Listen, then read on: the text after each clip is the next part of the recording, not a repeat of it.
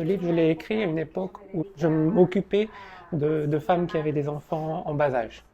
Ensuite, mon travail s'est orienté vers d'autres choses. À partir de la crise profonde par laquelle on passe quand on a un enfant, nous avons développé un système d'accompagnement des adultes, que nous avons appelé la biographie humaine. J'ai eu mon premier et mon second enfant ici en France. J'étais pauvre, exilé et jeune. Et la maternité fut difficile, comme c'est le cas pour toutes les mères. Cependant, j'ai embrassé mes enfants contre moi dans cette phase difficile. Et je me rends compte que les autres mères avaient une distance importante avec leurs enfants. Et je sentais la souffrance des enfants.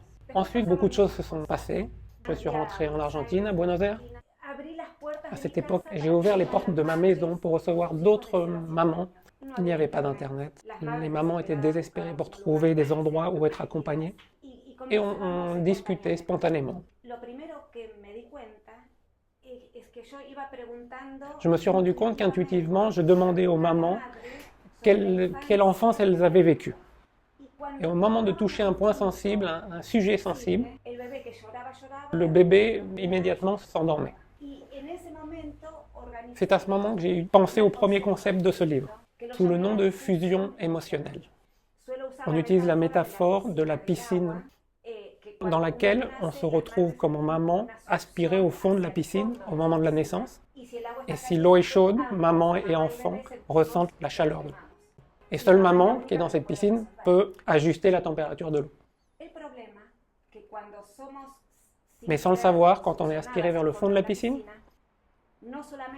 on ne sent pas seulement la même chose que le bébé, mais on sent aussi et surtout notre expérience d'enfant qu'on a vécue pendant notre enfance, dont on n'a pas de souvenir conscient. Évidemment, nous avons tous vécu des enfances plus difficiles de ce dont on a conscience. Parce qu'on a normalisé des systèmes très violents envers les enfants. Qu'un bébé de quelques mois ne soit pas totalement en contact avec le corps de sa mère, c'est très hostile pour lui. Qu'il soit dans le berceau sans le rythme cardiaque de sa maman est très dur pour lui. Qu'il doit attendre parce que ce n'est pas l'heure du repas est très difficile pour lui. C'est ça qui nous arrive. Et ça nous paraît normal.